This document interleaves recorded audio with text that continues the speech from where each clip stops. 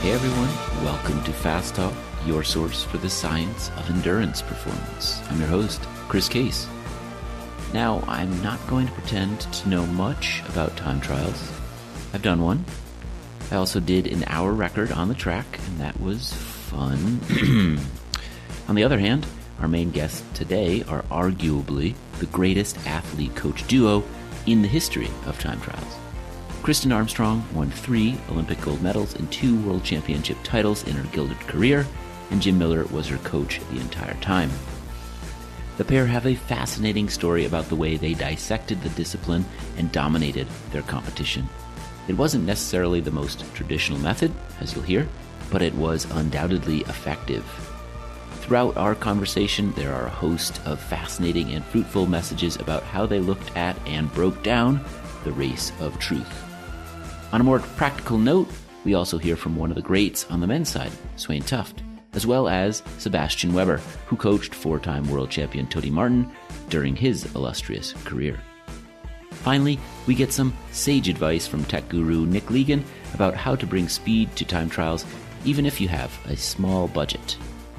All that and much more as we explore both the art and science of time trials today on Fast Talk. Let's make you fast.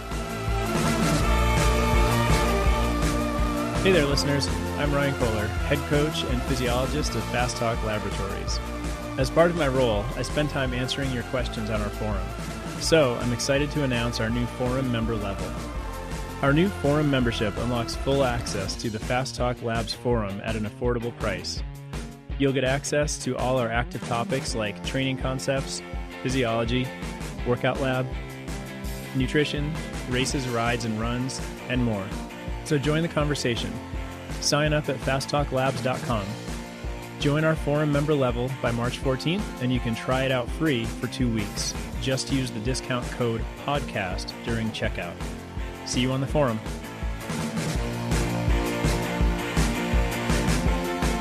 Welcome to Fast Talk. Kristin Armstrong, Jim Miller, the dynamic duo of time trials. Gotta say, probably the greatest coach-athlete time trial pair ever. What do you guys think? I mean, of course, we would like to consider and, be referred to the greatest pair duo ever. I think we'd take it. We'll take it. We'll take anything we can these days. Okay. But thanks for having me. I really appreciate it. Yeah, likewise. Sure, no problem. We were excited for this one. I have to say, T-Teen's a little special to my heart. So as we were getting close to this episode, I was like, oh man, I got to do a ton of research. I got to get ready for this one. And then realized, look at the two people we're having. I just need to shut up and listen. Exactly. Get out of the way. We laugh. Where do we start with these two characters? Well, I would say, why don't you tell us a little bit about, this could be the whole episode, but a little bit about your background with time trialing.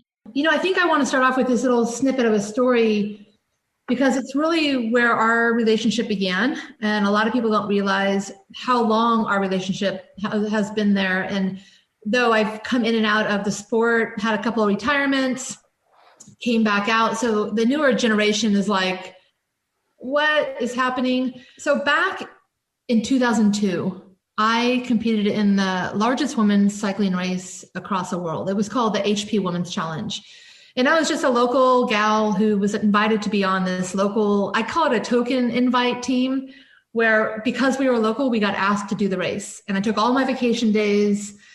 And I used to have a headlamp on and I would go out at night and just do loops for training. And then on the weekends, I would go out and do the Women's Challenge courses. And I would memorize the mile markers because I knew that when I got dropped from these amazing women, I would know how much further I had to go to the next town. And so I took all my vacation days. I was like, okay, I'll do this for the local team. I stepped in, and by the end of the week, I had 3 contract offers. And one of those contracts was from the team that Jim Miller at the time was directing, which was called T-Mobile. It was the top women's team in the nation at the time. And this is back in 2002. And I had a contract offer from Saturn. I had a contract offer from Rona. But Jim, he figured out what was going to nudge me, which was he invited me to pretty much a 15-day stage race over in Europe. It was probably the hardest stage race that women could have at the time. And basically I got in it, had some pretty bad Achilles tendonitis, and I didn't want to pull out because I wanted to prove to Jim Miller that I had what it took to be on his team. And one morning we woke up and he said, listen, before the stage, if you pull out of this race and have coffee with me, I'll make you a contract offer, because I was hurting that bad. You couldn't even tell I had an Achilles tendon anymore. And so that's where it all began. And I remember in that conversation, he said, you're super strong, Kristin. And he didn't say I was super dumb as well, but I was kind of dumb strong. I sat on the front. I chased everything down, you name it. But he said, who's your coach? And I said, I don't have a coach. I just train hard. And he said, well, one of my suggestions, if you want to make it to the next step, is that you work with a coach, and then we'll take it from there. You'll get race experience, and we'll do what we need to do to get you to that next level. And I was like, well, I don't know anything about the sport. I mean, I haven't been in it long. And I looked at him, I said, do you coach? He goes, yeah, I coach. I said, great. Then you coach me. You're my coach. You're my director. We're set. And so that's where it all started. It was back in 2002 in August. And he told me that in order to have him coach me, that I had to take a month off the bike. It was kind of his rule. It always was his rule. We always took a month off the bike. And as much as I told him I was taking a month off the bike, I broke my wrist during the time I told him I was taking a month off the bike. I broke my wrist cycling. And I learned that lesson, and we went forward and onward. And before I knew it, we were at the Olympic Games, 2 Olympic Games, 3, 4.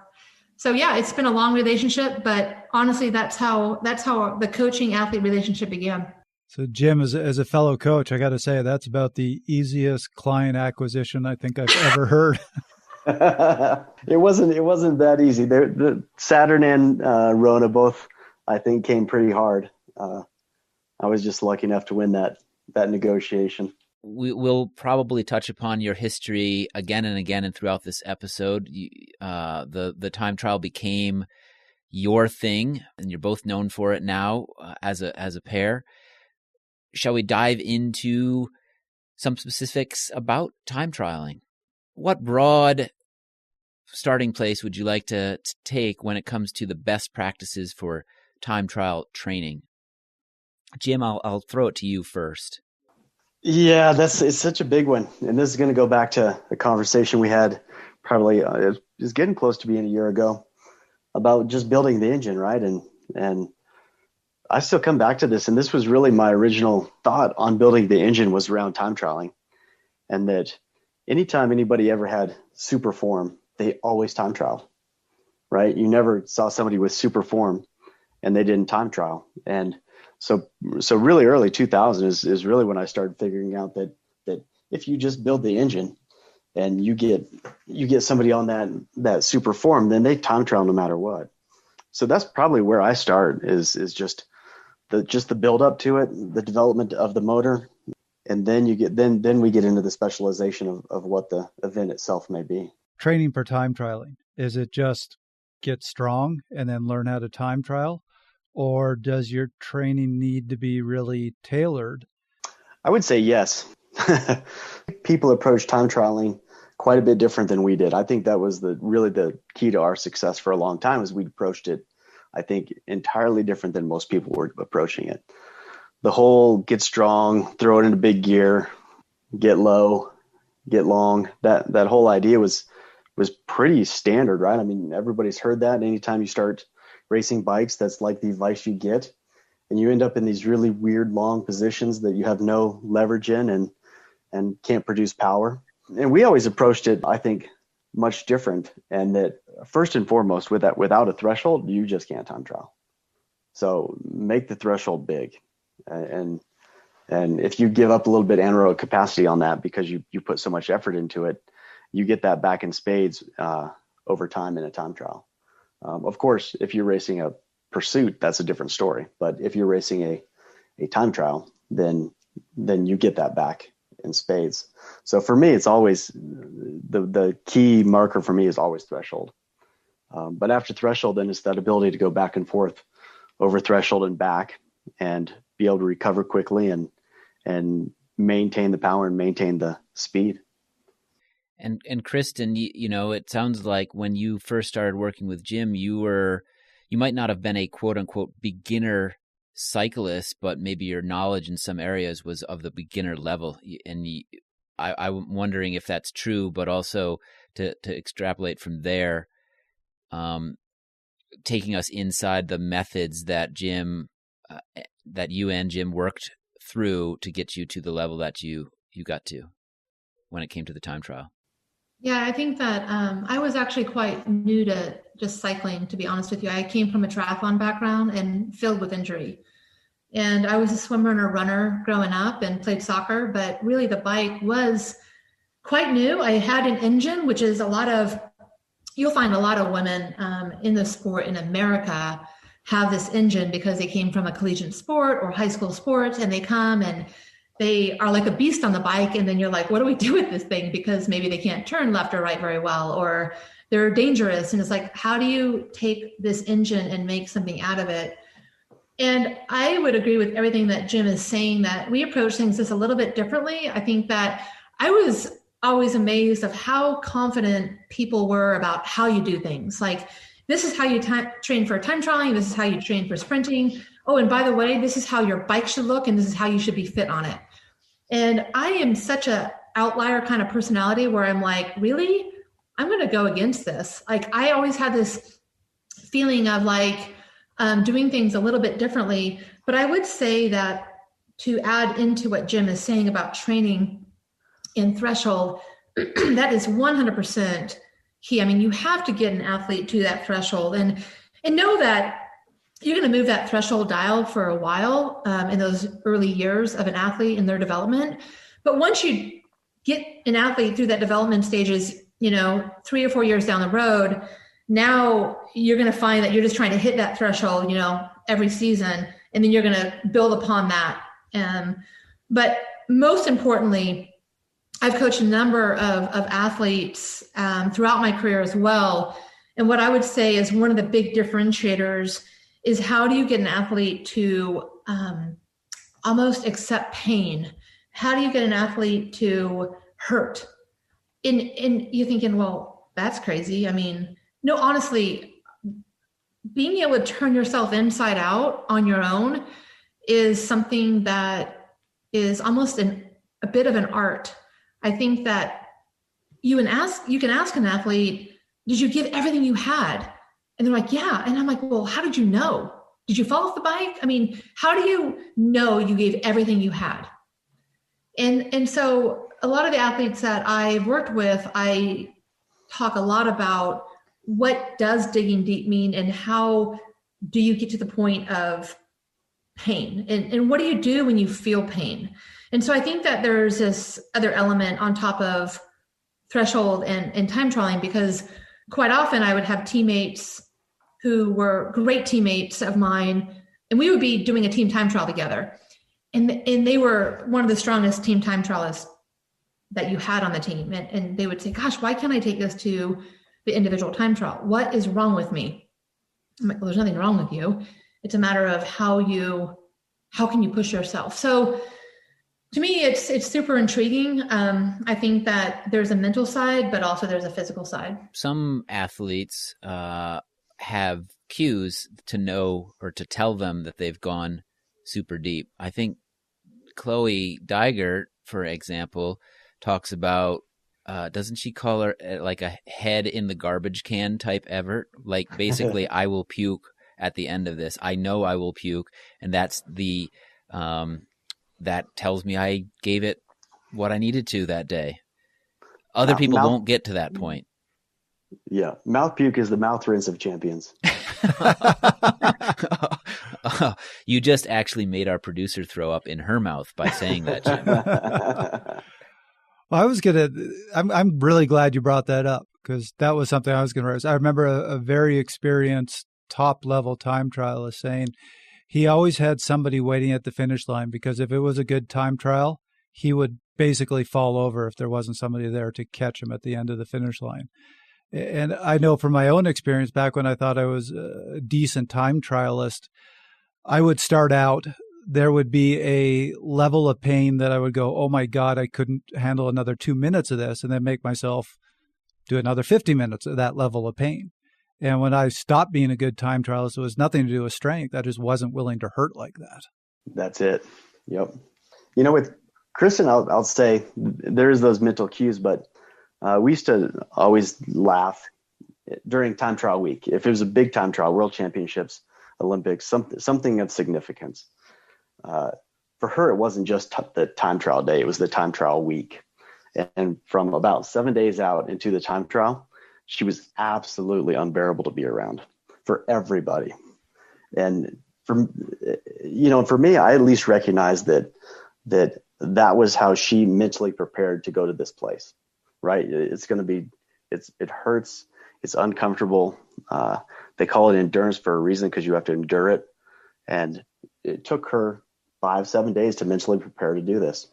But then on the day, she could always go to that far, far, far edge of accepting the pain and working through it. And it was never, as much as she won so much, it's unbelievable. It never changed. It was always the same from the very first time to the very last time she raced a time trial. And that week was just going to be miserable for everybody. In what ways, Jim? Let's get some dirt on Kristin. You get a chance to defend yourself here, Kristin. Yeah, no, she can. Her husband would even say on time trial week, she was mine. And then after the time trial goes, he would take her back. Interesting. Yeah, I remember there's a few time trials where I didn't win. And I would go back to, we all have our team bands and team tents. I had teammates literally hide from me. She's on a rampage. I wasn't like an athlete who, would scream at my team or anything like that. It was very internal, but they were so scared and they had no idea what to say to me. And so to this day, I still have, athletes that were to my teammates that they'll continually joke about that.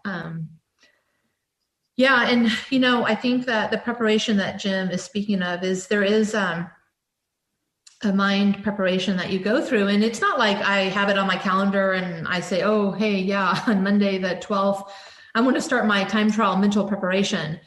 It's not that calculated. It just happens.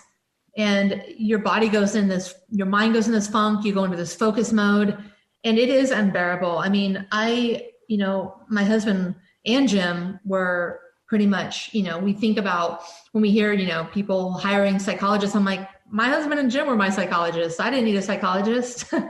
They were given that gift from me because they had to deal with these crazy emotional swings. But again, it was just on these big days preparing for that one event and figuring out how I was going to nail it each time. This was an interesting process.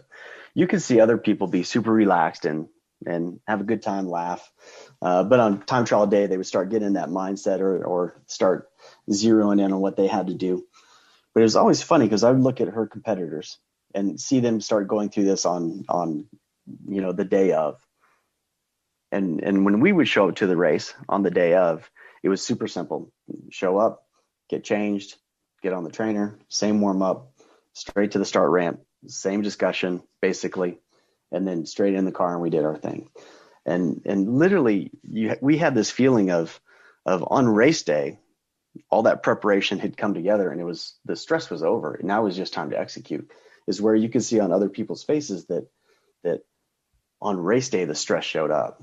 So I think the process of getting yourself there mentally early was really a huge success factor in her career.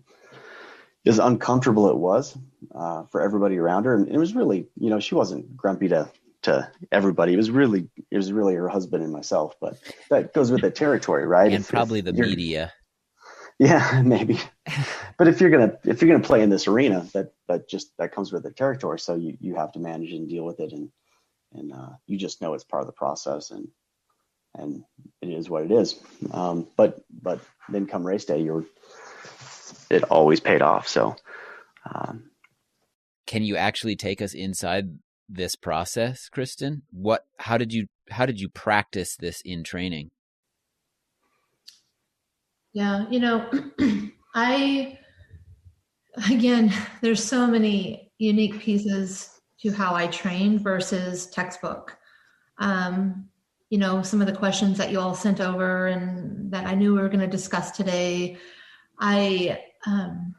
it's interesting because those questions are some of the general population's questions. And, if I were, living in the same time as Jim, I'd probably have a cup of coffee with him right now. And we'd probably just shake our heads and be like, gosh, everything that everyone does around time trialing in my brain is like, this is just so traditional. Like I had women send me their training and say, what's wrong with me? Can you look at my training? What am I doing wrong? I'm like, everything. I mean, I'm not the total geeky, like physiology gal. I know my training. I know my physiology. I majored in exercise physiology. I can train people well. But at the end of the day, I think that there's a lot of what people think or how people think they should do it. And there's so many people saying that this is how you should train for time trialing, that everyone does it, right? This is how it happens. It's kind of like when we chose tires, everyone's like, well, that's the fastest tire. I'm like, no, it's not. Have you tested it or did you read an article? People will send me links all the time. Oh, look at this tire. It's like the fastest. I'm like, according to who? According to the person who made the tire? Or is it according to the third party that I had tested all the tires? This is kind of the level Jim and I took it to, is we didn't accept that some company came out and said, this is the fastest chain. We tested the change. We tested the friction. Oh, and by the way, the tests were done by us, like third party. We hired other companies that weren't affiliated with these brands. Number one, most of my races that counted were between 30 and 40 minutes long in duration. When I did prep, when you talk about mental prep, how do you prepare for these? There's not a lot of time trials on the calendar to prepare for these. So we had a time trial that we did it was mid-season to end of season, and it was a local time trial. And I'll never forget the first time I showed up to it. I was in my head to toe race get up. Like I had my booties on, I had my time trial helmet on, I had my pre-race mix, I had my trainer, I had my skin suit, and people looked at me like I was crazy. They're like, oh, so what are you doing? Like the local world championships here today, Kristin? And I was like, every time trial is a world championship for me. And they're like, whoa, okay. Well, guess what? 3 years later, everyone shows up in their booties and their aero helmet at this race. And it's a local race. It's about 20 to 21 minutes in duration. And so there's something that happens on race day, and you can take your training and you can take that effort to a longer duration. So number one mistake that a lot of people do is they train the duration. Jim may or may not agree on this, but I'm pretty sure he'll agree with most things I say. But I'm not going to go out and, my Rio time was about 44 minutes. I never trained 44 minutes on my time trial bike. Not once, I can tell you that. I trained 20 minutes really hard. And I was able to expand because of that fitness box that Jim was talking about. My general fitness was so high through road racing that I can extend that power in that time to 40 minutes. I got to the point where I can extend on training day a 20-minute time trial to my 40 minutes. And so it was really important to train. I think that a lot of times what I see is when you're training for a time trial, people are training almost in a zone that's too long. So they're training right at threshold or sometimes sub-threshold because they're not able to keep at 110%, right, into that VO2 for that long of interval. So let's just say somebody we're going to go out and we're going to do 2 by 20 minute because your race is 40 minutes long. It's like, well, why don't we do 1 by 20 minute at 110%? So I feel like there's a lot of people out there training between 95% and 105%. But when you get up to that 110% and extend that duration to 10 minutes to 15 minutes and eventually to 20 minutes, that is the key zone for time trialing. It is critical because training from 100 to 105 just isn't enough. That's my opinion. And that's what I saw really was a differentiator. When I look at other people's training, when I look at what they've done for years, it's missing. I also believe that throughout my career, People ask me all the time, did you do weights? Now, strength training is really important. It wasn't something that we did when I started. Do I regret? Do I wish I did more off the bike training? Yes, I do. However, I didn't start that until I was injured. And so, yes, I did off the bike training, but a lot of my training that was strength focus was strength work on the bike, low RPMs. I mean, Jim killed me with low RPM cadence. And if I were to choose one thing to come off of my foundation in my winter training, so if I had base miles and I chose one system to bring into my very beginning of my seasons, I would choose strength endurance. Strength endurance changed my ability to time trial. It is, to me, was one of my secret weapons on the bike. And now what I find is there's more and more athletes that are doing strength work off the bike. So they're like, oh, I don't need strength endurance training because I do it off the bike. Like, I'm good. And so the specific to the bike training, I feel, is still very relevant. So yes, off the bike strength training is very important. However, there is a time and place for strength endurance, and not strength endurance for 3 minutes. Imagine doing strength endurance for 50 to 70 minutes, but broken up in 10-minute segments. This is strength endurance. Okay, so you're specifically recruiting those glute muscles, those hamstrings, those quads that you need to have that raw power to push that torque in those gears when you're time trialing.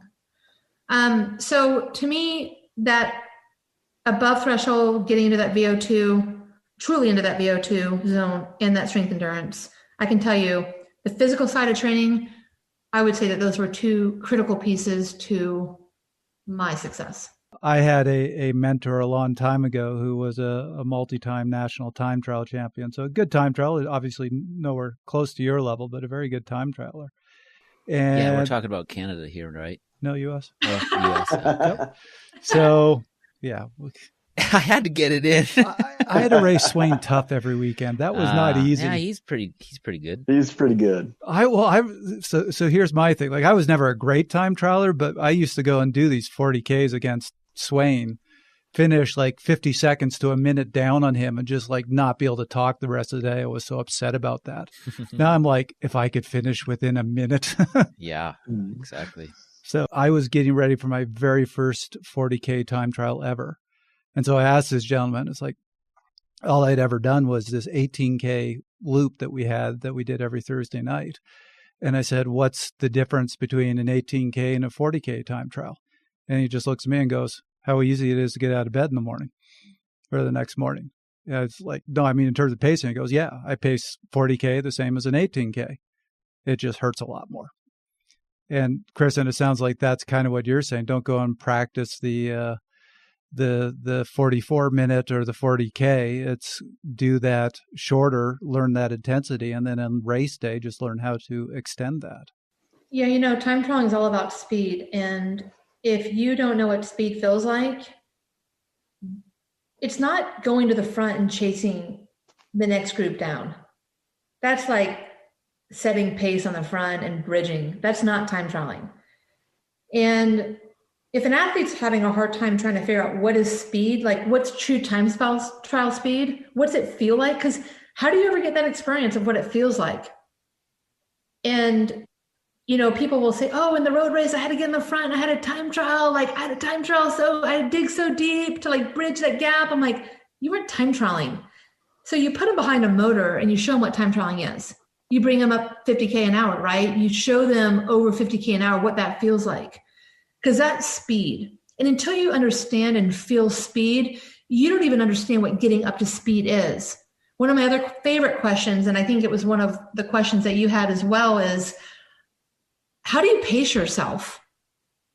I'm like, we're talking about pacing now? Jim, you need to share that story about pacing ourselves and what happened in Rio and how I decided to, because of the hilly course, take away some weight off my bike, and how so many athletes now are just living by the kilometer on what their pace should be. So this is where I think we also approach time trialing a lot differently. We would look at the time trial tactically, like where can you take time from people? There's a lot of places where you're going to maintain, you're going to be even. If it's a flat time trial, it's like, look, you can time trial 40, 50K. And if it's dead flat, the margins between first and second are still within seconds, right? So you're talking about a tenth of a second maybe every kilometer if you're lucky. And it adds up to, 10, 15 seconds on the finish. So it really depended where we thought we could make time. And Rio's time trial course was actually a really interesting one to approach. And that it was a circle. It was along the ocean. The first 10K were really lumpy. So it had 3 big climbs in it. Not 3 big climbs, 3 little hard kickers that were about minute 20, maybe a minute and a half long. And then you'd have about a 25-second descent, maybe 30 seconds into the next one, and you would go again. And after the third one, you descended out into this weird sort of flat area that was cobblestones also, but it was along the ocean with a cross headwind. And it was dead flat into the bottom of this 12% 1K climb. But from the top of the climb, you descended down, and you started looping back so that you had a tailwind on your back. So your first 10K were really the race in my mind. If you looked at the whole thing, it was 33K. It was a long time trial. I assume that every single coach was saying, look, we're gonna go out. We're gonna get into our power band here. We're gonna settle in and start riding. And I'm like, yeah, but halfway through this race, you get a massive tailwind for almost 15K. If you're going 55K an hour, you're basically going even with everybody. If somebody's going 60K an hour, that power output to even go 5K an hour faster is huge. So you pay a massive toll on that. So we took an approach. We're like, you know what? We're going to go for it in the first 10K, like full gas, full throttle, treat this like it's an 11K time trial. And so that's how we trained. And we created an interval session that was basically 130 on, 30 off, 130 on, 30 off, 130 on, 30 off, 10 minutes of threshold, followed by 3 minutes of VO2, just consecutively. And did this effort over and over and over and over. We'd use best bike split also. So I had this a little bit of modeling that I thought backed up my tactic. But as we talked to everybody about it later, then for sure everybody thought we were crazy, that was insane. But we were 3K into that race, and we had time splits at 3K, 6K, 9K, and the first official time split was at 11K. I knew at 3K that we had eliminated all but 2 other people, and we had only started the race. So then as we went through the 6K, the 9K time check, that was just extending. So we were taking time out of everybody. When we got the official time check at 11K, at the top of the 1K 12% climb, she was leading, had I don't know, 15, 18 seconds, something like that. But we were going into a long, effectively like a 12K long flat tailwind. And I'm like, yep, we risked everything. Heart rate's going to be blown through the roof. But when we hit that tailwind, she gets on the big gear. Heart rate comes down. Things start feeling a little better. If she rolls 53, 55K an hour, then somebody takes time back.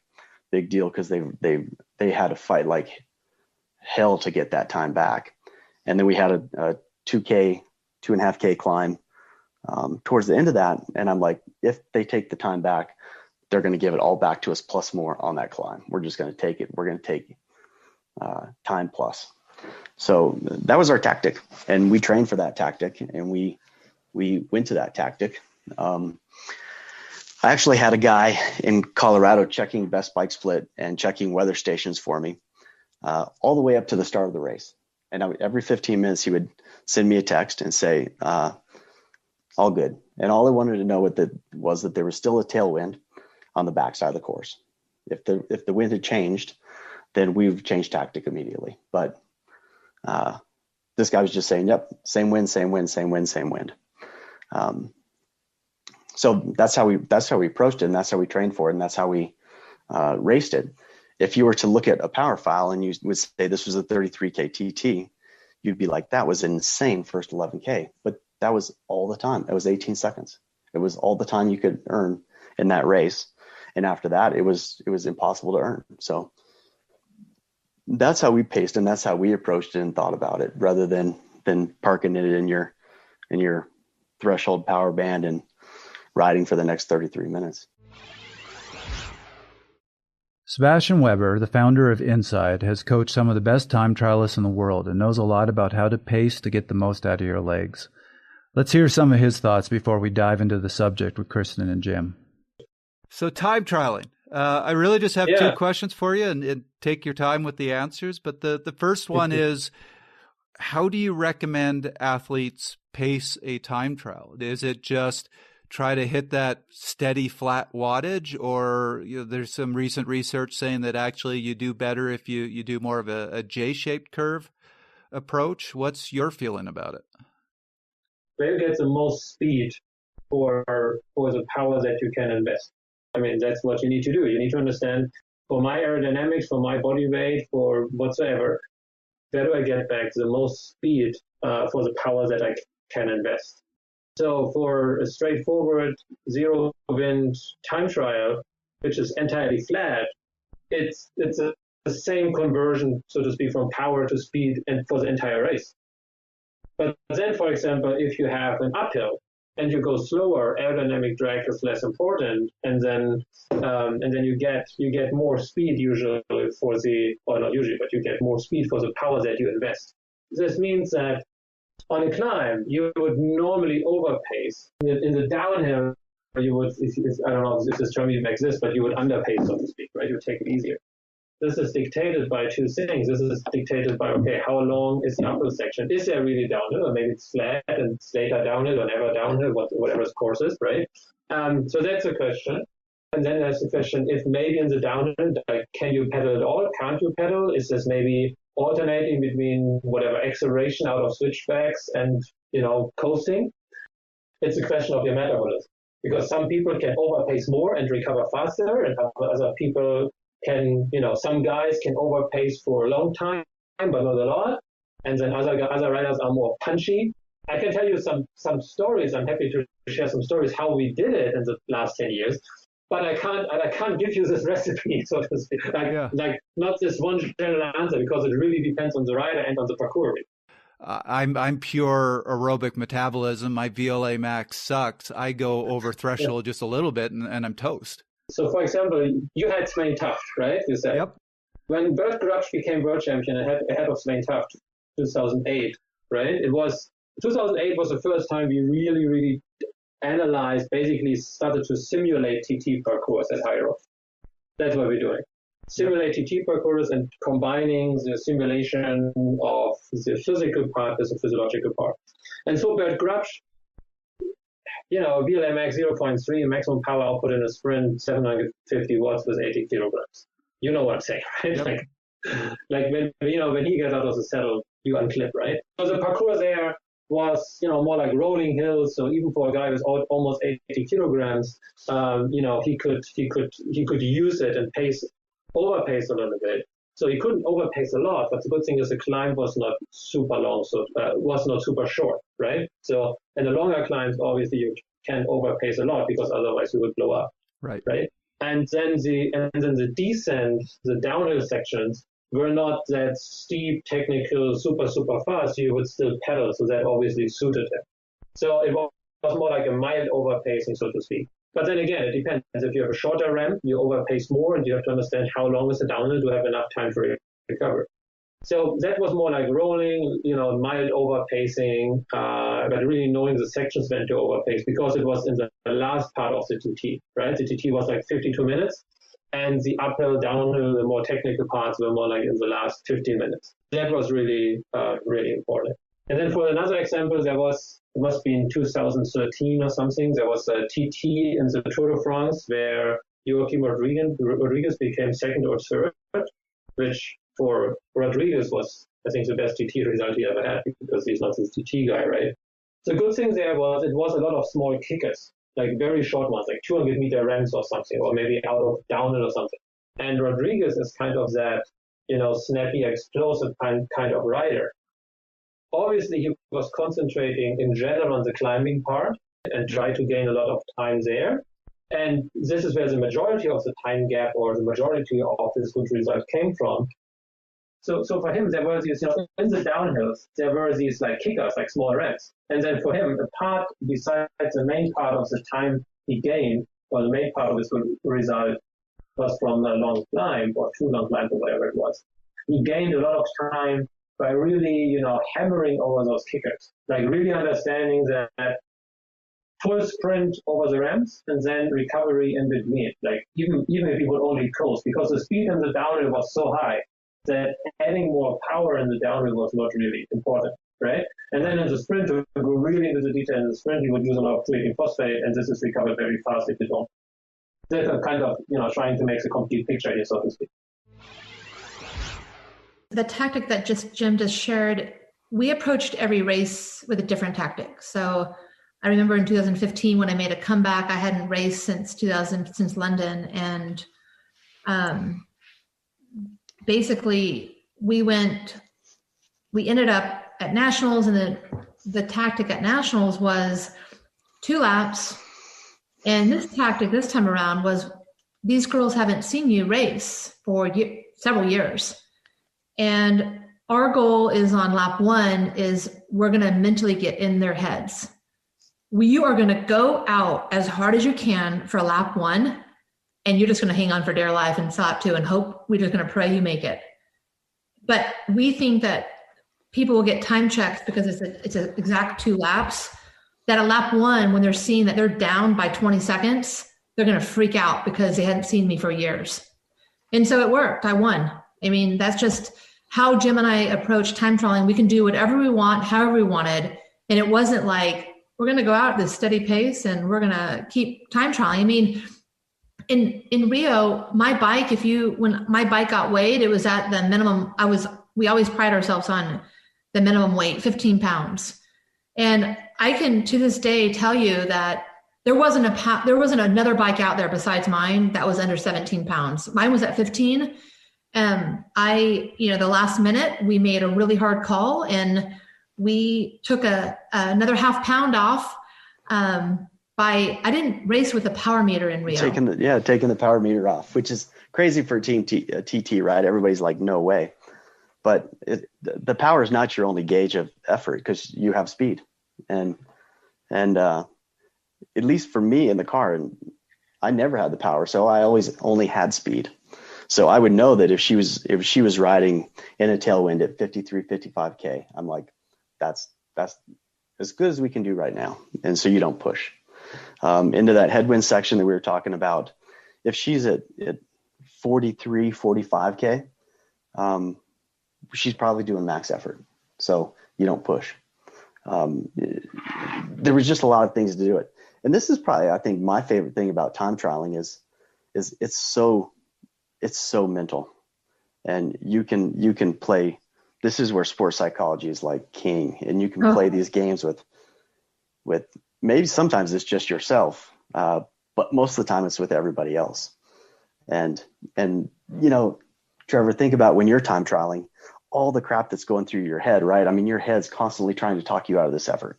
You can't do this. You're not good enough. Back off just a touch, all of this stuff. If you give somebody a reason to just back off a touch, boom, they're out of the race. Yeah. So that's really how we raced a ton of things was to take them mentally out of the race. So they would just quit. They would just give up. They'd take second's fine. You're racing Kristin Armstrong, whatever, no shame in second. And for us, we're like, no shame in first. What I like is we think they call time trialing the race against the clock. It's you against the clock. And you're saying, no, actually, there are mind games here. This still is a game of chess. There still is a lot of strategy involved here. And even though I'm not riding beside the other riders I'm racing, we're still aware of one another. We're still getting time checks on one another. And there's a lot that you can do to play those games. Yeah. And you can play with yourself. We always had time checks. We had race splits. You have cars in the radio. You have a lot of information. But even if you're a amateur guy out racing 20K TT or you're racing 40K TT at nationals, the mind games still play, right? I mean, if you can get close to somebody who started a minute in front of you, all of a sudden mentally your mindset is, holy cow, I'm going good. I feel good. I'm strong today. Vice versa. If somebody comes up from behind you, your mental game is shot. You're like, oh my God, I suck. I feel terrible today. I can't produce power. And the truth is, both of those rides were maybe even be identical, and that you died identical power, identical speed, identical distance up to that point. But the perception in your brain of what's happening is night and day. And it's all, you take oxygen out of somebody's brain and they can't think in the first place. If you just give that brain a reason to tilt to one side or the other, you're on the game. Then you're starting to understand sports psychology. I always liked doing a time trial, knowing the person in front of me was not a good time trialist and I was going to catch him quickly. Even knowing that, just that catching a rider changed your mindset for the rest of the race. Yeah. And if you have somebody fast behind you, the game isn't like, let's say Kristin's chasing you. You're like, okay, well, look, 3-time Olympic gold medalist, 2-time world champion. If she focused on it, she won it. She's probably going to catch me.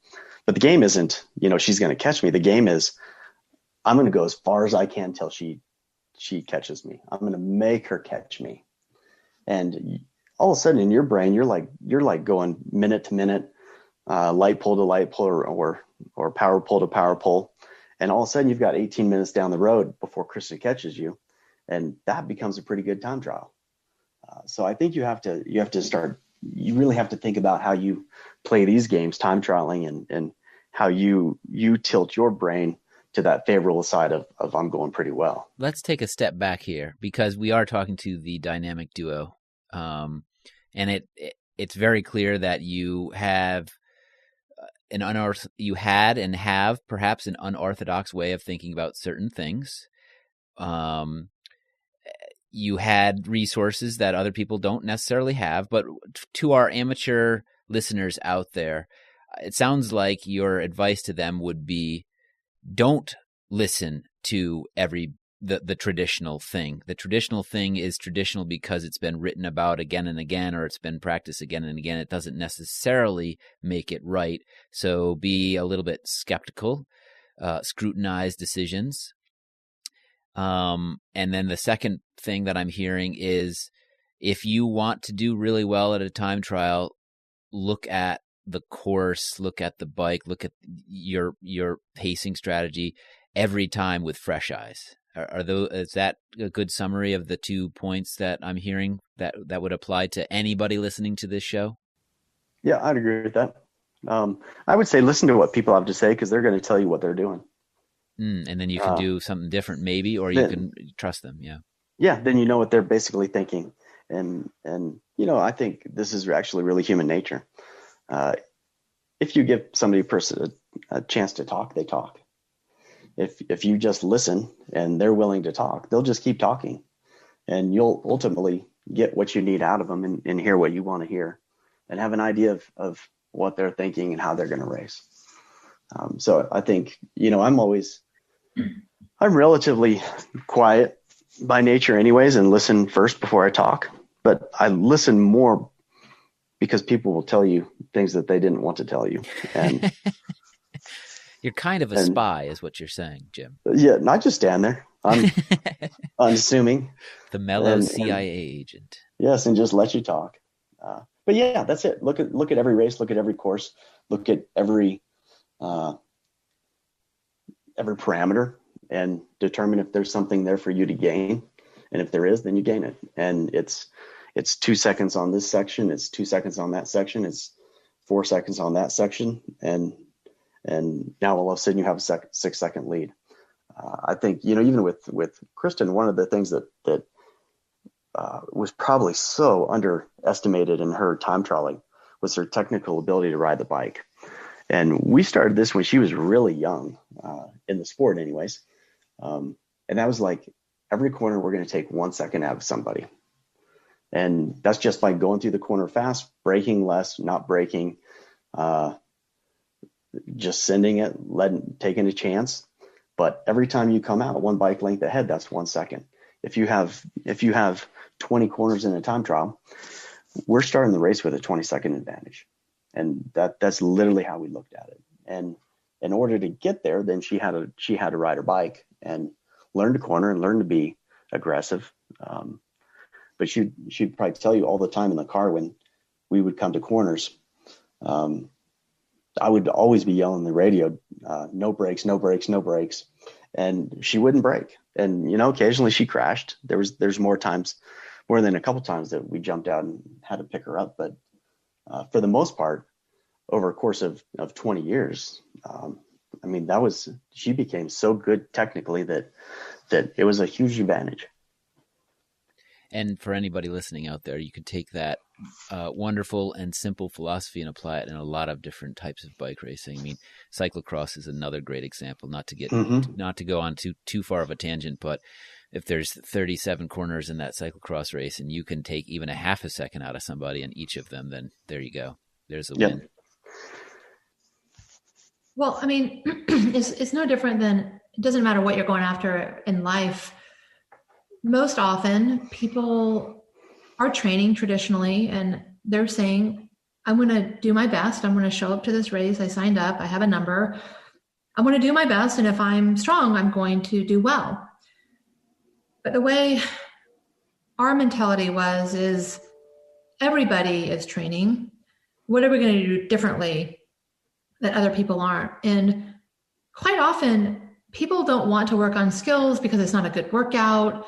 People don't necessarily, if it's mountain biking, they don't want to work on suspension because, well, it's not a workout. For me, like going into the wind tunnel, spending 3 days off my bike, except for the 2 hours in the wind tunnel or 4 hours in the wind tunnel, there's a lot of people and a lot of my peers and competitors that would freak out about being off the bike for 3 days. And I'm like, wait a minute, I just gained so much time with barely being on my bike. This is amazing. And so I always had a different mentality of how can I gain time by putting in a different kind of work, not physical work, because we're all fit people. Like when I showed up throughout my career, like if we did a lab test, we probably were all within like 10 watts of each other. And so it didn't come down to that. It was your attitude. It was your positive thinking. It was, did you go to the wind tunnel? What's your equipment? And then also, I think that the course specificity, meaning people would say, oh, what's your favorite kind of course? Well, as a world-class time trialist, your answer should be, I like all kinds of courses. Taking that course, Jim, remember we flew over to Beijing to look at the course. Who else flew to Beijing to look at the course? I don't think many people flew to Beijing. And so we always replicated the course that was in front of us in Boise. Always had, every time trial I did, we had a course in Boise that pretty much matched it. And so that's how we train. And so there's a huge advantage to also taking your course that you really care about and that you're really going after and training on it. Now that we've heard from Kristin and Jim talking about all the ways you can find seconds on the course, let's get back to Sebastian and hear his thoughts on when to push the pace and when to hold back. Any other suggestions you would have in terms of how to pace a time trial? I think the best way is to really think about the parcours and start thinking how long the downhill is and how long the uphill is. Because the most easiest way really is concentrating on the uphills and the downhills, so to speak. Like, with your thinking, with your preparation. Think about how long the climb will take, and therefore have an idea how much you can overpace. And the same is true for the downhill, right? Like how long is it downhill? Do you have enough time to recover? Because what people are usually doing, they overestimate the time of the downhill, so they overestimate the recovery time. Right. One of the most important things is when you do overpace and we use this strategy, make it more progressive. So when you try to overpace, let's say, it doesn't matter, in a 1K climb, if you're trying to overpace, do it progressively. Because what you want is you want to leave enough in the tank, so to speak, that you can push over the top of whatever climb or ramp you have. That's another part of the strategy, is to come to speed as early as possible. So when we would do a time trial, for example, it's always advice in the radio, right? Like the last, like when it flattens out, for example, it maybe gets flat for 100 meters and then it starts to descend or something. Try to basically try to come up to the high speed as soon as possible. It's always easier and better to push harder towards the end of this ramp or this overpacing section, right, than the opposite. The worst thing you can do is basically overpace too much in the beginning and blow up, and then blow up. I mean, basically you're trying to minimize the drag for whatever section. Empty the water bottle before the final pump. There you go. And I'm guessing a lot of this has to do with the fact that when you look at the formula for aerodynamics, you have that velocity cubed. So for every extra kilometer faster, it takes an increasing amount of power to get that extra kilometer. Okay. Exactly. And then obviously gravity is linear relationship. Right. Gravity is linear and air resistance is not, right? In terms of pacing yourself, what's your feeling about what you should be using? Should you be looking at power and heart rate, or should you be learning to really time trial by feel? What would you recommend to both a top-level time trialist and to somebody learning how to time trial? I personally, like a lot of the pros ask me, can you give me whatever a power number for the overpacing or whatever? And I don't like to do that. I don't like to stick to the power number, really. I would like to have it more about feeling. I mean, don't get me wrong, it's not as, as much as I love the power meters and the numbers and so on, I think trying to stick to a power number can be very difficult. In the race, I would normally tend to say to have people, going more feeling. So I still remember this is back when I was managing a development cycling team, and we had a rider who was a strong time trialist. A pro team was very interested and basically said, we're going to be watching you at the Cascades time trial. You have a good time trial there, and we're signing you. And when we were at Cascades, I remember asking him, do you want to go out and see the course a couple of days before the race started? It was an hour drive away. And he just goes, no, I don't want to do the hour drive. I'll just ride it strong. And I remember listening to him say that and go, you're going to have a bad day. You could make your career right now if you invest the hour. Kristin, I'm curious because you really piqued my interest when you told us we were asking questions that were too basic or too traditional or something like that. I want you to pick apart our questions and outline and tell us the unorthodox way that we should be thinking about time trialing. When I said that, I think what I meant is there are questions that I get asked all the time, and I wish I had, an hour to spend talking about each of them and how I feel. And it's interesting, throughout my career, I would say I'm an extroverted personality, but yet became a little bit more introverted throughout as my career went on, because people were always telling me how I should do things. And I'm just like, this is unbelievable. It goes even to, this is a good one for you all. So your bike fit. Tell me why everybody is trying to smash their saddle as far forward as possible. Like, can you give me an explanation on when you have a limit? It's kind of like when you can't drink until you're 21, so everyone wants to drink when they're 19. Okay, so you have a bike and you have your saddle, and the limit is 5 centimeters behind the bottom bracket. So what do? It doesn't matter if you're a 5'10" woman, they're pushing their saddle to 5 centimeters behind the bottom bracket because there must be something that's going to make me faster if I push the limit. Like, we, again, was like, well, I train mostly on my road bike. Why would I have my saddle so pushed forward to the limit? Because all I do is use my quads, like my front quads. I'm not even using the same muscles as what I feel when I'm on my road bike. So how do I take my time trial fit and make it as close to still being powerful as my road bike, as far as like where my foot is over that, and my knee is over that bottom bracket?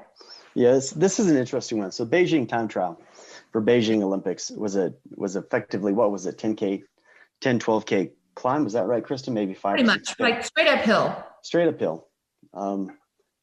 And straight out of the start house, and then it was straight down. So the way we thought about this time trial is like, look, the time trial is won on the climb. So this is a 10K time trial. And if you think about most time trial bikes, they're miserable to climb on. They're horrible to climb on. So we started from a base position on the time trial bike of replicating her climbing position. So where she sat on the saddle, where her hands set were effective in the bull horns were effectively exactly the same as they would have been on the hoods of a road bike. So when she was climbing that course, she literally was like sitting on her road bike. And because she's on a road bike, then she can climb super well. I think that day when we walked around when I walked around the pits that morning, as everybody was warming up, I would see everybody in their time trial bikes, the same that they had ridden all year long. And I'm like, that's crazy, because we're not really time trialing. We're climbing today. And you have to be able to produce a ton of power uphill and climb. Now you have another 10K to the bottom, which was all on a highway at 60K an hour. So aerodynamics on the way down were super important, but you were going to win the race on the uphill. So you had to take care of that first. And then you were going to maintain that win on the downhill. So you had to manage your aerodynamics second. So that's how we looked at it. And I think that's what Kristin's sort of getting at with the positioning and thinking about what you're doing on the bike versus doing what you have done, or you get an aero bike fit from Retool, or you get an aero bike fit from your local bike fitter, and now that is your bike fit. It's like, that's your bike fit for the moment.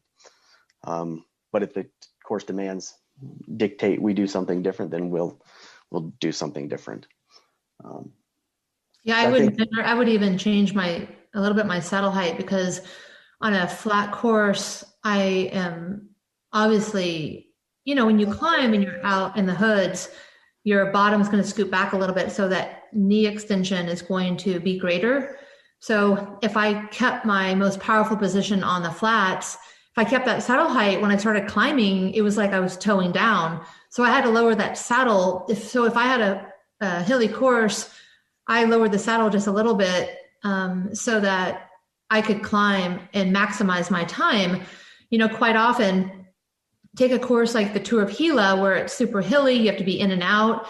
I quite often afterwards would have competitors come up to me and ask me, so I saw you, I'm thinking, why are you even focused on me? But I saw you when you were time trialing and you were out of the hoods on that first climb. I'm like, yeah, because the minute your speed goes down in aerodynamic position, you got to climb. You got to gain that speed back, because you're not going to get it back once you lose it.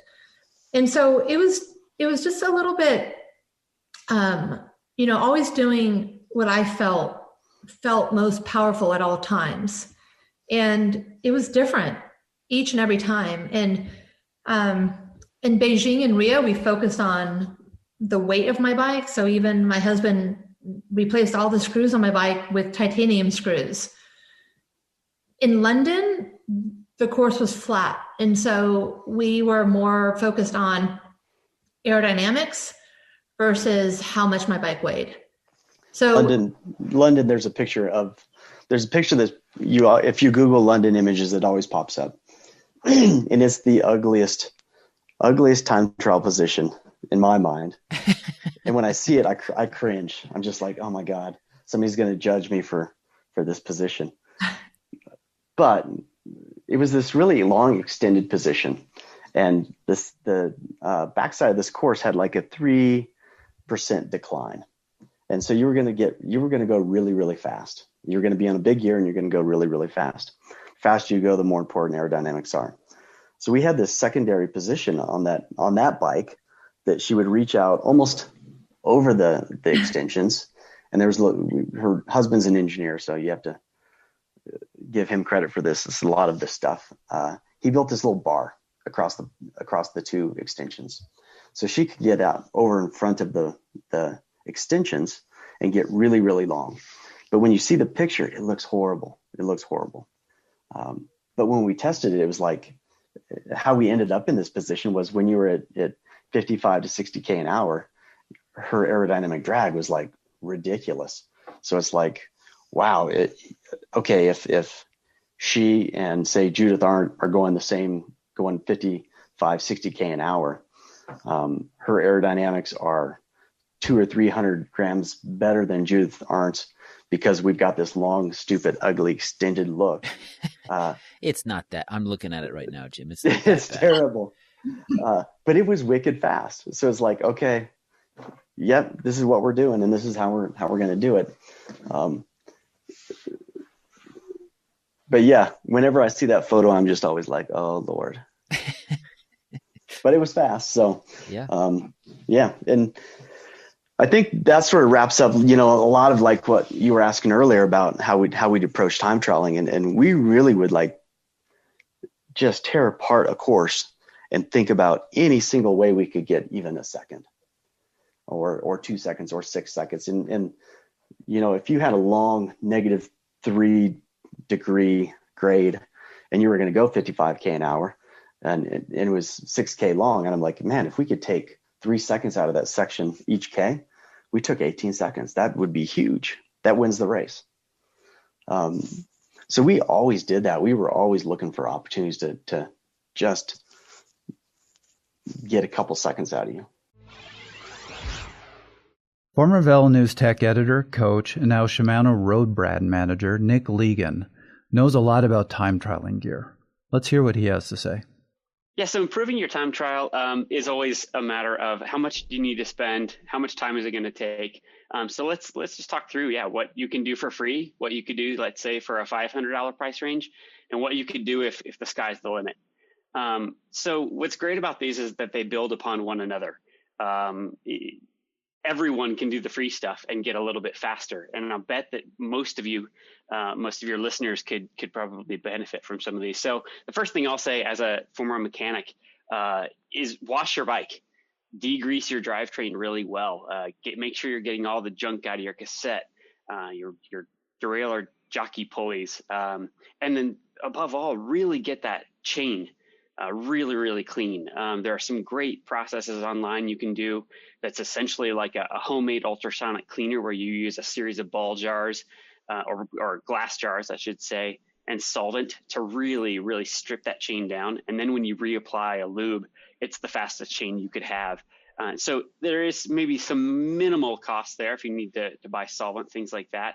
But you need to buy those things anyway as a cyclist to take care of your bike. So that's the first thing, is wash that bike, degrease your drivetrain, and then run, a lube, basically. Make sure that you're lubing that chain. There's a lot of talk about that, and I'll get into an option that I think is really fast in a minute. The second thing you can do is adjust your tire pressure. A lot of us are either running too high, typically too high, almost never, but sometimes too low. And you can use, for instance, Silka has a really great tire pressure calculator based on the tire width and where you're using it, etc. So that's free speed, finding the right tire pressure, and then record it, be fastidious about these sorts of things. When it comes to race day, wear the tightest clothes that you currently own. You don't necessarily have to go buy a skin suit. You can wear that jersey that's a little too small, or you can borrow one, but wear your tightest clothes because that is going to be faster. The other thing to consider here is borrowing. Sometimes, if you're not doing that many time trials in a year, it may not be worth investing a lot of money into a time trial setup. So you could always consider your friends, beg, borrow, steal, raid someone else's garage for fast wheels. Maybe someone has a skin suit that would work for you, things like that, an aero helmet, etc. So consider your community there. Off the bike, there's a lot you can do too. Yoga never hurts. We as cyclists, I count myself in this. We sit in a fairly static position on the bike. And then if you're like me, you spend most of your time sitting at a desk. So you can do a lot to get your body more mobile and better able to activate. So strength work off the bike. Another thing you can do is visualize your ride. You can think about, if you know your course intimately, where do I want to put down the power? Where can I have a couple easy pedal strokes to catch my breath, etc. So, how hard do you want to start? Is starting too hard a problem for you? So think about how you're going to approach your time trial. And then for pacing, you can use something like Best Bike Split, which is a free application you can play. You can actually upload your course, and it'll help you figure out where to apply the power and what your predicted results would be based on a CDA, or your coefficient of drag, and power. You can always, for free, be working on your fueling and hydration strategy. So making sure that you hit the line hydrated, topped up, and then if it's a long enough time trial, do you need to carry fluids? Do you need to carry a gel? Things like that. So thinking along those lines. And then the last tip I'll leave you with for the free category here is just, unfortunately, if you're talking time trialing, you're talking pain. So you just need to learn how to hurt. And that isn't fun, but that's what it comes down to. So just digging a little deeper. If you have a $500 budget, the very first thing you should be looking at, if you don't already have them, is a set of aero bars. The second thing I would say is get yourself an aero helmet, whether that's an aero road race helmet or a full time trial helmet. And I would argue here that if you don't have them, anything is better than nothing, as long as it is the smallest size that you can get on your head. Obviously, we want it to be safe. That's the first role of a helmet. But the smaller the form factor, the faster. And then there's a lot of debate about short tail and long tail, but we can get into that in the unlimited category. For $500, you should probably also be able to get yourself a bike fit, and that's going to be a huge benefit to you across your cycling. But in particular, you can work with people who have a lot of experience. Ivan O'Gorman comes to mind in the Boulder area, who does a lot of work with time trialists and triathletes. You could look at buying yourself a skin suit if you don't already have one. You can look at buying a used skin suit. So there are ways to get more for your money. The last two things I would say are bike related. Consider a set of latex inner tubes in your clincher tires, if that's what you're running, because they do run a little bit faster. You can save a few watts there. Or set up your wheels and tires tubeless if they're compatible, because you can save a few watts there. You could look at new tires as well. And then I mentioned chains earlier. Once you've got that chain really, really clean, wax that sucker.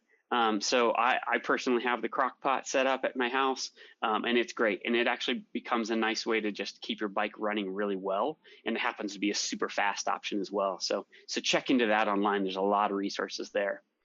And then, boy, if the sky's the limit, I mean, we can go all kinds of kooky places.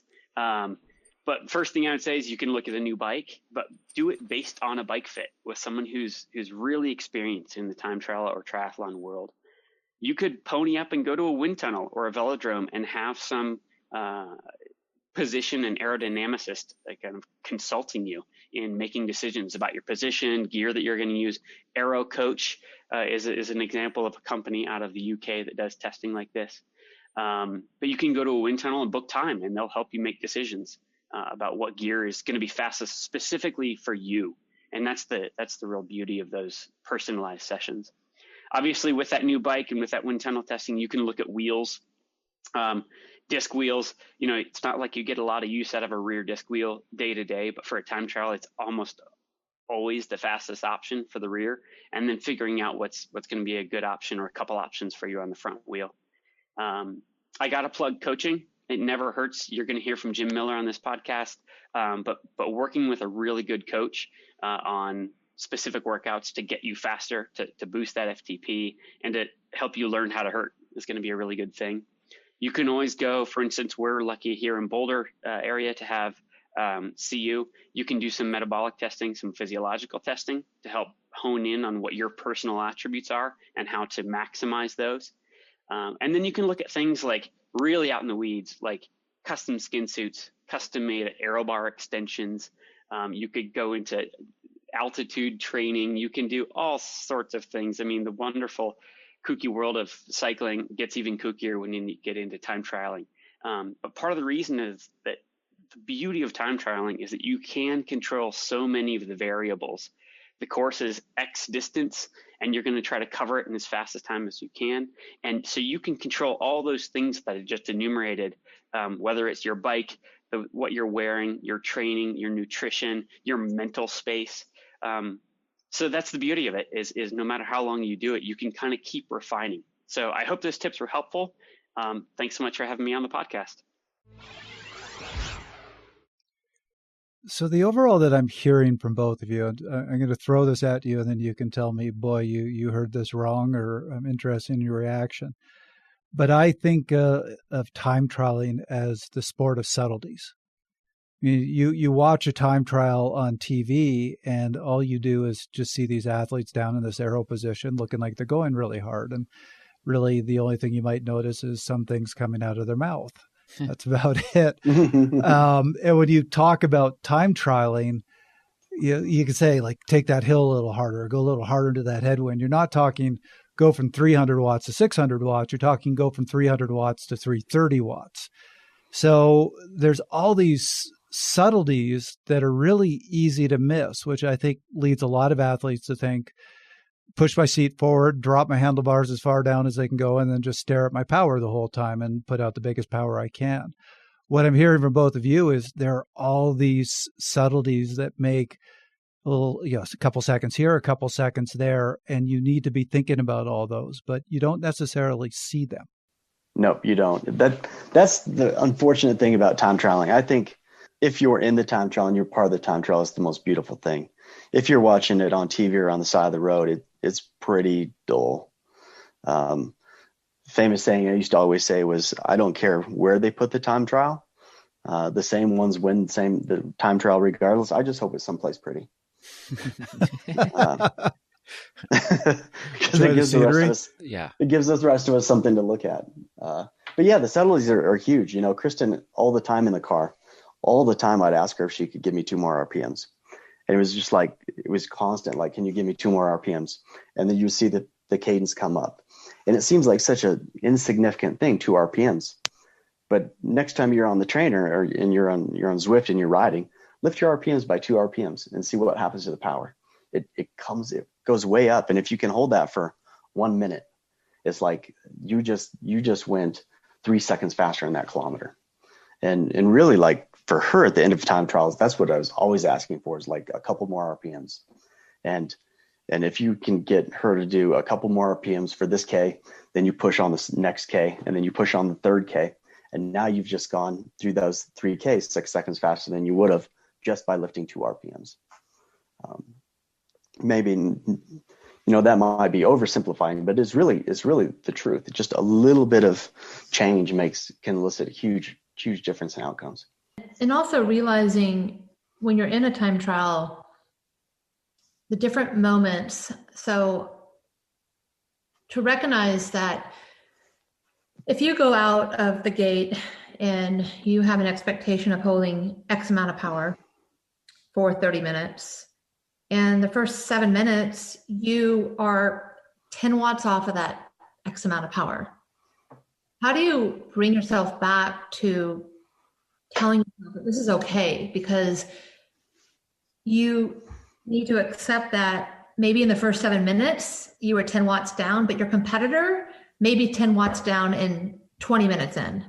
Because in time trialing, you can easily just become defeated, like, super quickly if you tell yourself that you're bad that day. This is just, I started off bad, so I'm going to end bad. But it's really not the case. And if you can overcome that, you're not going out exactly where you need to be going out at, and don't worry about the data, and you go off of just bringing yourself back in the game, every competitor out there is going to have a lull moment in a 30-minute time trial. I promise you that. There are very few time trials where I'm like, oh yeah, I was spot on the entire time. I mean, in Rio, on that last climb, I was 2 seconds down. And can you imagine, like, the day before, Jim told me, if you're down at the top of this climb, you don't win because there's no time to gain it back. And I'm thinking, oh, great. Jim told me yesterday that if I'm down with 5K to go, then I don't have a chance. So all these years, I've had to mentally tell myself and talk to myself and say, no, this is not the case, because everybody's going to have a moment of weakness. And I think that we're so focused on what we should do and what we should hold. And if we can't do this, and we're having a bad day. And so you've already lost a race. And that's where I think I've won many, many races, because, like I said, we show up to the start line with similar ability, but the years and years of experience, early on in my career, nobody went to the wind tunnel. Jim and I did. And then all of a sudden in London, everyone went to the wind tunnel. We're like, oh my gosh, what are we going to throw out there now, Jim? Like, oh yeah, good question. So then we started doing this whole thing, like, let's crush people's mentality, like in the first lap. That was fun. And then we got into Rio and we're like, well, what are we going to do now? Well, we didn't ride with a power meter because we wanted a lighter bike. Oh, and by the way, I woke up and it was pouring rain in Rio. Everyone's doing heat training. It's pouring rain. And guess what? I woke up as a 42-year-old thinking, well, for everyone that dreamed of like beautiful beach weather today, they already lost the race because they couldn't handle it. We just went on. We put our clear visor on. We went on with lower pressure on our tires, and we just raced it. And most other people woke up and were like, it's raining. This is not what I planned. What am I going to do? I'm sketched out. So think about that. The mental side of this is just, it continues to be a critical piece. Swain Tuft, a fellow Canadian, took second place at the World Time Trial Championships in 2008, and that's after having to swap his time trial bike out for a road bike halfway through the race. I had a chance to ask him how he paces a time trial, and like Kristin, he talked about the dangers of power and the importance of finding your mode. Yeah, unfortunately, our lives have all become bombarded with this power output, and there's not a lot of guys that can go by feel anymore. No. It's especially apparent when you're doing a team time trial. You know, guys will live and die by the SRM or whatever your chosen device is, and Yeah. I think it can be very detrimental to base everything we do off of this set number that we did in some physiology lab, and I really believe that, okay, these things are important and they are definitely a huge help in what we do, but at the same time they really disconnect you from the reality of where you might be at that given moment. And you know, it's more important to understand your body and understand where you're at that moment than to try and live up to some impossible expectation on yourself. And you know, like I said, it's very fresh in my mind because of team time trialing and all the work we've done in the last little while. And I see young guys just trying to push this incredible number that they all believe is necessary to win the world championships, but it's not sustainable. Right. And so that's where I think a lot of times these things, when you don't understand your body and you don't understand what's working behind the scenes there, you really run into trouble. And yeah, I've seen it many times. So for myself, it's more about understanding where you are at that moment and what you are actually capable of. So in the case of like you know, we have to ride the front full to bring a brake back. Okay, I'll have a look at the power here and there, but really I'm going by a feeling that I know I can sustain for, if it's necessary, I might have to chase for 20K. If I have to ride for 50K, it's a totally different feeling. And that's just lucky from years of experience. But I think more than anything, you need to find your own N=1 type of magical number instead of trying to push some imaginary perfect number. I see so many guys trying to, you know, in a time trial or whatever, trying to hold this power output, and it's never really the case. You know, it's never really how it's done. And a time trial is all about picking your battles and understanding the course and yourself. Numbers are great, but they don't win all the bike races. So when you're in a time trial, do you have a computer at all, or are you going completely by feel? Yeah, of course. Like I said, I'm still a fan of the technology and the numbers. I've always been interested, but I find like I can be become very obsessive about it. And so for me in a time trial, like if I'm on a good one, I will have a look kind of from the start.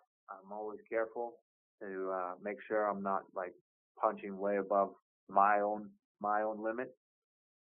And so I really take a controlled start. And then once I'm into it, and I'm on a really good one, then my mind is very focused. So I don't need to, I know the feeling, and I'll just check every now and then to make sure I'm around the mark and not like over it or struggling under it. And once I know the feeling, then I focus on staying on that feeling instead of constantly looking down and having that funny little communication with the computer. What metrics do you use to gauge yourself? How do you gauge? Do you have a giant computer with every single number on it, or are you much more, I'm going to do this by feel? Both would be the answer. You can have really good feel in pacing and time trialing. If you know what 300 watts feels like, you know what 300 watts feels like. You don't have to see it. Mm-hmm. And, if you're year one of racing bikes, you probably can't guess within proximity where you're at. But if you're in year 18 of racing bikes, you probably don't even need a power meter to pinpoint your exact power. So that's why I would say both. I agree. I would say that, as growing up as a runner, I remember when I was running, half miles and intervals or miles in a 10K race, you know what a mile at what pace, like 6 minute mile pace feels like, right? Just naturally through experience. And so I think that when you take it to the bike, it's the same thing. You feel that with power. Even today, I play these games because I have to play something with myself since, I'm not competing anymore. I'll go out and I play this game where I'm like, oh, I bet you I'm at 240 watts right now. And I look down, I'm like, yes, I still have it. Yep. I honestly play the what watt am I at right now game to this day because I can guess it within 5. I really can. It's crazy. I do that with the watts or speed or a lot of things for entertainment value to freshen up on the do I still have it skill set. A lot of reasons to do that. That's fun. That's a good one. Here's one thing I'd say about pacing too, is athletes love to have a number and coaches love to give numbers, right? So it's like, I think you can ride this time trial at 300 watts. Athlete goes out, they're going to bang 300 watts. Great. At the end of the day, you're like, well, you did what we thought you could do.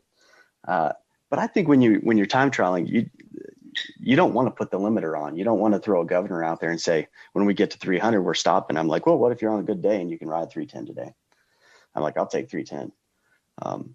So a lot of times, when Kristin was time trialing, it wasn't like we're gonna target this number on this section of road or this climb. It was like, look, you go as hard as you think you can go.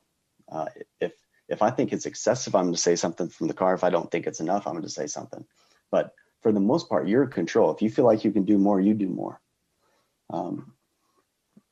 So I think that's an important thing. And when people would really get into pacing and, be like, this is my number, this is my mark, that was almost like licking your chops, like, oh, yes, then you just go ahead and sit out there at that number. So this is where I want to throw 2 studies at you, mostly because I just thought these studies were really cool, but they get at this in a really interesting way. So this first study was literally just published. It just came out in December of 2020, so not even 2 months ago, where they didn't use elite level time trialists, but they used experienced triathletes and time trialers and had them do a 30-minute time trial. So they repeated it twice. One of the times they had a single metric, time. So all they knew was how much time was left in the time trial. The other time trial, they had multiple metrics. They had power, heart rate, cadence, speed, time, distance. They could look at all the kind of standard metrics. A lot of input. A lot of input. And what they found was the group that had multiple metrics, it was the same athletes. They repeated the test. So when they did the time trial with multiple metrics, their performance was significantly worse. So with the single metric, the group average wattage was 287 watts. With multiple metrics, the group average wattage was 227. So wow. 60 watt difference. Big. So that I found fascinating. And then another study that was not quite as recent, this one was in 2013. This was more experienced, more elite level athletes.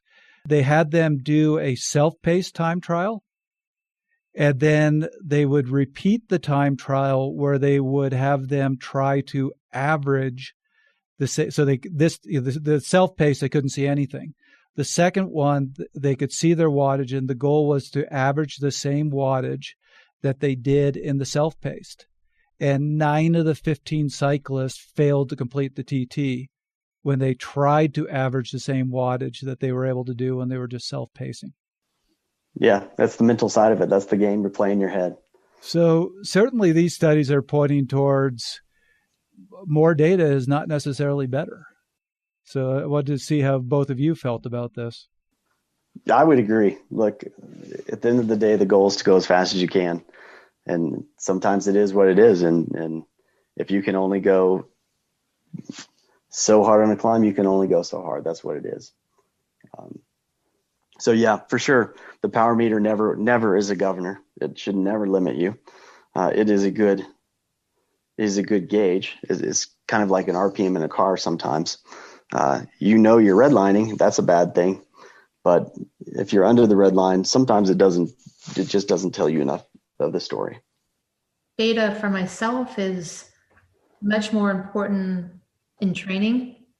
Data helped me know that when I wanted to come back to the sport a couple times, people are like, how'd you know you can come back out and win? I'm like, are you kidding me? You don't think that I actually went out and rode with my power meter and was for sure that I can come back?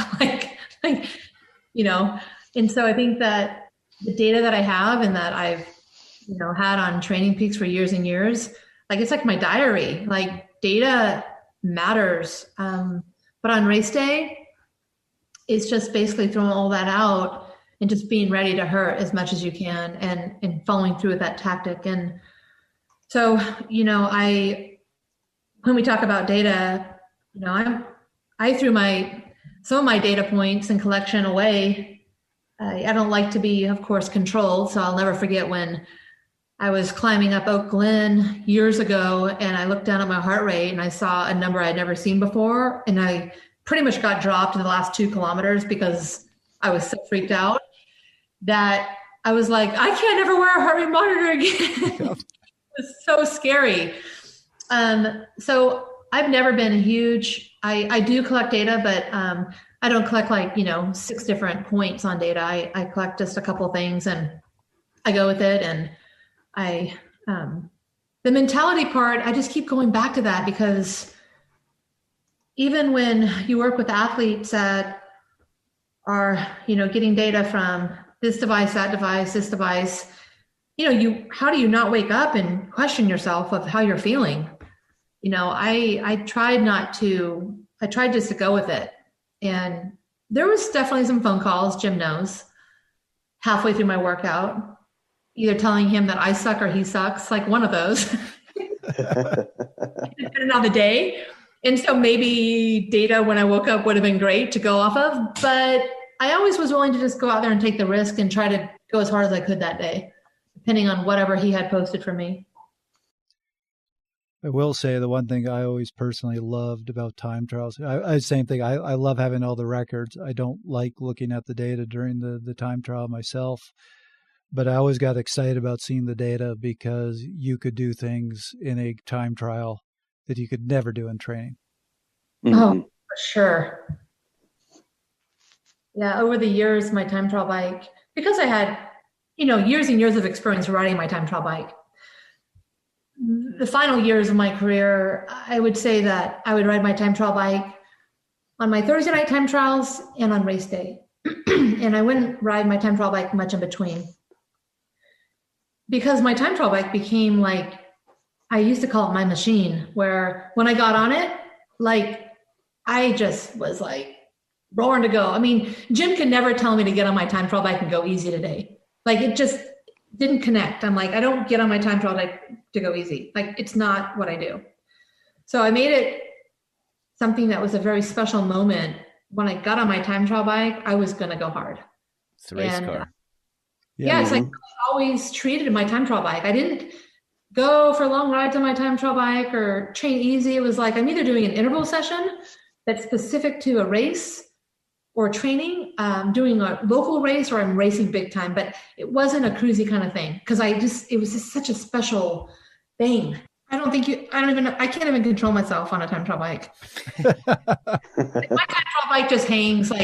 If I got on my time trial bike right now, I'm not kidding you. I would just go as hard as I could. I'd go out and try to get some Strava, whatever. I haven't been on mine since Rio, so it's just kind of sitting there. I'm like, wait a second. You haven't been on it since Rio? No. Wow. Yeah. Approaching 5 years. I know. I ride the dirt a lot now. Who knows? Amazing. But I get that. As you said, it's your race bike, so you don't want to be on it unless there's a race. Yeah, it's special. It's definitely special. But yeah, I haven't been on it, and yeah, because my last thought, right, was how that feeling in Rio and winning. People ask me all the time, like, okay, you went to 4 Olympics, you raced a time trial in 3. What was your favorite? And I don't have a favorite, but I can tell you the hardest, and where I think Jim, myself, my team around me, my friends, my husband, I think on multiple occasions, we probably all cracked multiple times. And it was just a good thing that we all didn't want to quit at one time at the same day, because it probably would have been the end of it.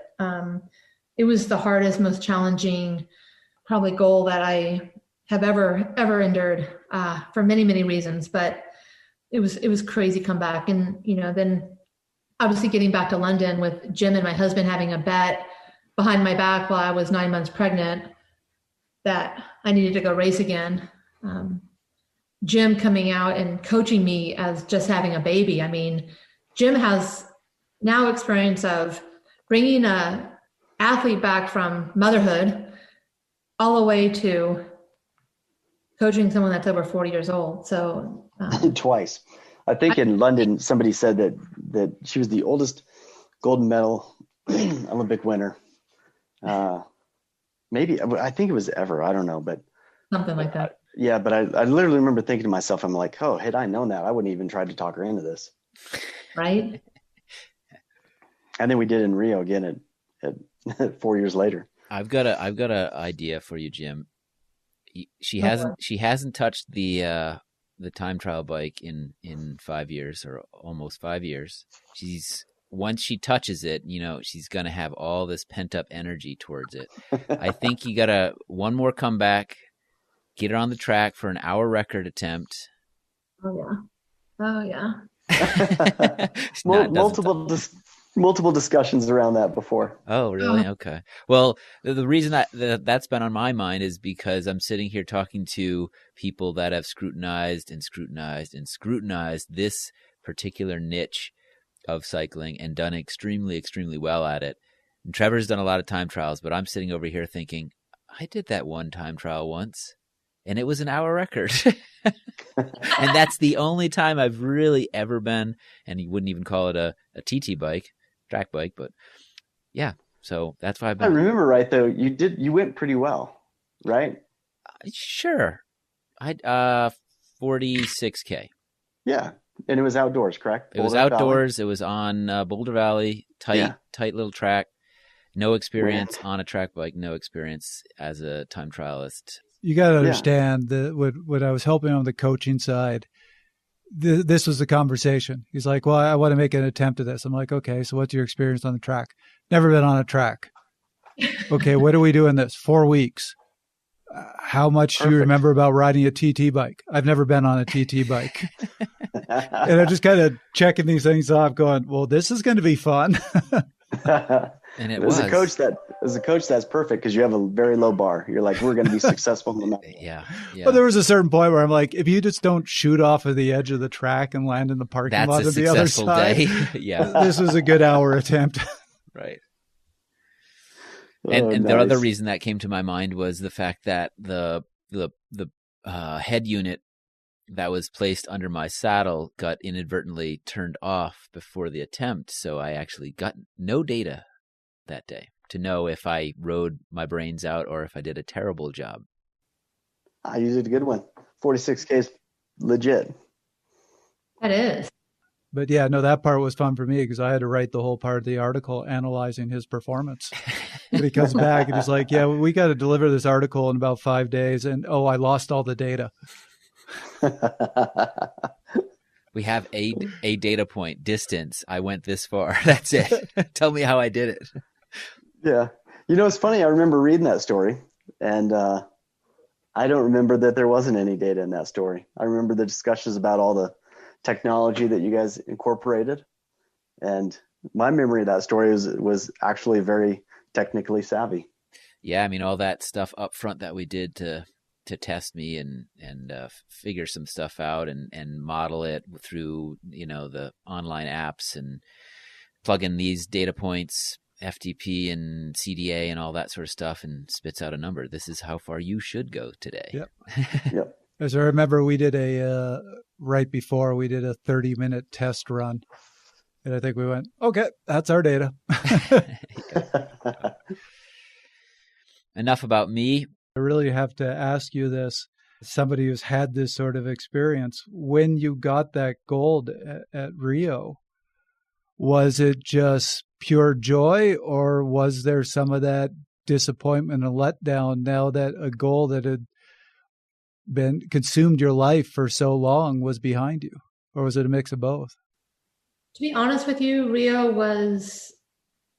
I was very fortunate, because as an athlete, it's really hard to come to the end of a career and to accept it. I mean, I came back out of the sport 2 times because I thought I was done and I wasn't.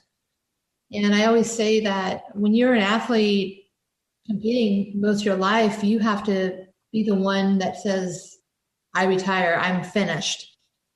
And I've never felt so sure about myself in retiring than I did in Rio. It was like the ultimate closure that I needed to finally be like, I'm good. And I knew that because soon after that, I started working with athletes, and I was working a bit with USA Cycling. And when I was there and, the women were out training and they were in the lab, typically for years before that, I just wanted to be out there too. I wanted to be out training and in the lab and doing the things they were doing. And finally, I was at a point where I'm like, have fun with that ride today. And it's a totally different mentality, but I feel so blessed that was a big gift, because there are so many people I know that still live with what I call unfinished business. Yes. They have these goals before they don't accomplish them. And to me, they just hang on to it. And you're like, oh, I'm so sorry that you can't come to closure. And so after Beijing and after London, I did not have closure. I thought I did. I was kind of like, oh yeah, I'm going to go become a mom. That wasn't closure. Cause it was probably about 15 months after each of my retirements where I'm like, oh, I had enough rest now. Now I'm ready to go at it again. And so after Rio, it was almost a feeling of, whoa, I'm so exhausted right now. I can't even explain it. I was never been so happy I look back now and I'm like, what was I thinking? Jim, what in the world possessed us to even try for a 3rd gold medal? I mean, the risk we took to finish not on top. What were we thinking? Yeah, that's just how it is though, right? That's how I think that's just says the coach. Yeah, common nature. We do that kind of stuff without really even thinking about it. It's who we are, it's what we do. Yeah, there was just so many different reasons why Rio was tough, but I'm glad we ended the way we did. And I feel like I'm, able to give back. I'm able to help other people. So it's been fun. And of course, I always enjoy being on, a podcast like this, and, having Jim and myself on the podcast at the same time is super fun, because we can reminisce and our stories, and, we talk on the phone and make our own jokes, but it's a lot more fun to share them with other people. Well, really appreciate you doing that. It's been great hearing your stories and hearing the perspective from the two of you on all this. I'll just have to say that's a great closure to get to your career. You're really fortunate. Jim's done this before, Kristin. We like to wrap every episode of our show with sort of give every guest 1 minute to distill the episode down. Tell us the most salient points from that topic. Maybe we'll start with Jim so he can show you how it's done. Jim, what would you say? 1 minute distilling down of time traveling over 18 years. Exactly. Tough challenge. My takeaway for time traveling. You have to mentally be prepared for the event itself. You have to be prepared to go where nobody else is prepared to go. And you have to prepare in your preparation to be able to do that. Kristin, what would you add here? I would add that the time trial is near and dear to my heart, and it's called the race of truth for a reason. It truly pushes you to your limit, both physically and mentally. And it's a form of art. And so when you're training for it or you are focusing on the time trial, always think of it as a form of art, and that there's a lot of different ways that you can approach it. Interesting. Yeah. Trevor, what would you add? I got to go back to something we discussed earlier that I really enjoy this conversation because you just emphasized this point. When I was taught to time trial, I was taught a very old school approach of you should think of time trialing like you are like ignore the hills, ignore the wind. You're on a trainer that's controlling your wattage.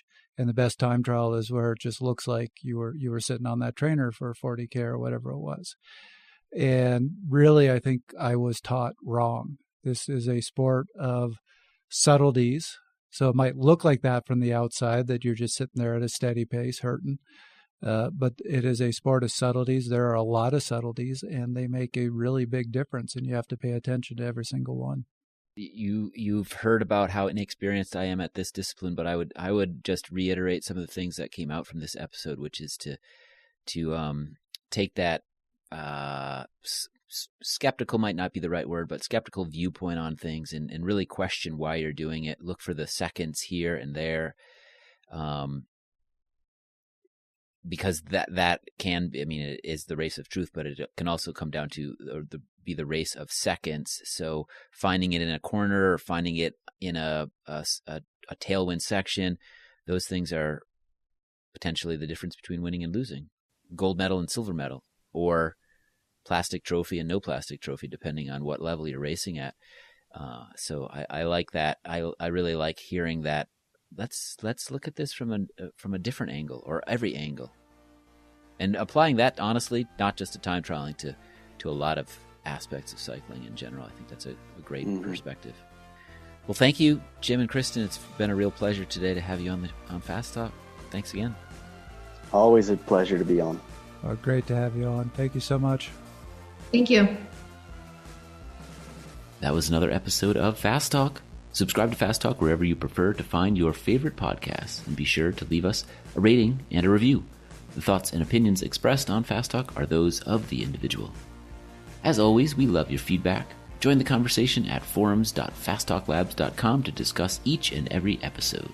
Become a member of Fast Talk Laboratories at fasttalklabs.com/join and become a part of our education and coaching community.